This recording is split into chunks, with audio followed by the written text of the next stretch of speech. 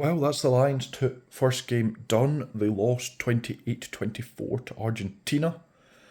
Um, a few interesting points, a few points that you'd sit and go, maybe that's big work, son, and some good things from the Lions. Looking at it, I thought the scrum was phenomenal. You know, it's not often you see Argentina pushed off the ball as much as they were.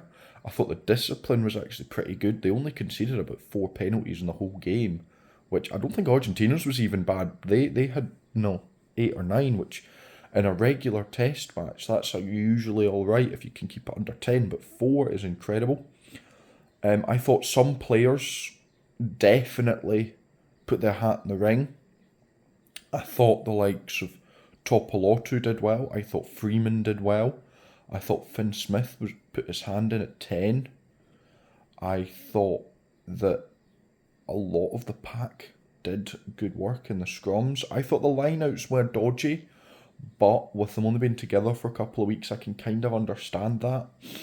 It'll be interesting to see when the likes of Sheehan come back, if that will change. Then there was some definite work on. Just thought some players went as good as thought. Van der Merwe had a poor game.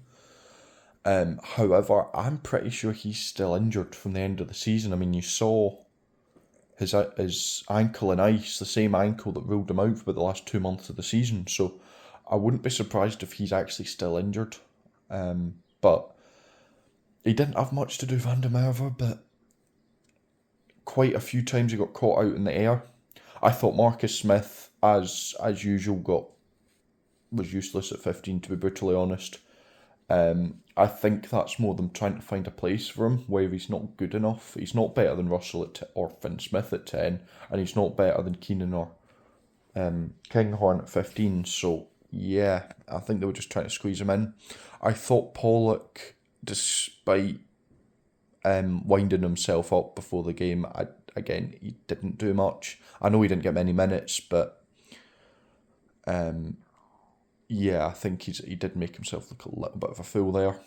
Other players, Cowan Dickey Sloan was bad, but I think Kelleher's wasn't great either, to be honest. So I'm gonna give the line out some slack because I do think just with them not of meeting that much, will take a few weeks to click. Maybe next week when they're actually in Australia, because Western Force they play next week, it'll be slightly better because they will have had another week. I didn't think Topolotu and Bundyaki worked too well together. I thought individually they both had all right games, but as the partnership, I think they're two similar players to work. I think you need one of the two, and then a Ring Rose or a Hugh Jones or something outside of them. I personally would go with Topolotu and Hugh Jones. Might be Scotland bias there, but I think those two, when together, are phenomenal. So, yeah. I also liked Thomas Williams off the bench. I thought he brought a bit more pace than Mitchell had in, which, he definitely helped out a lot there. But yeah, just a quick thoughts on that game.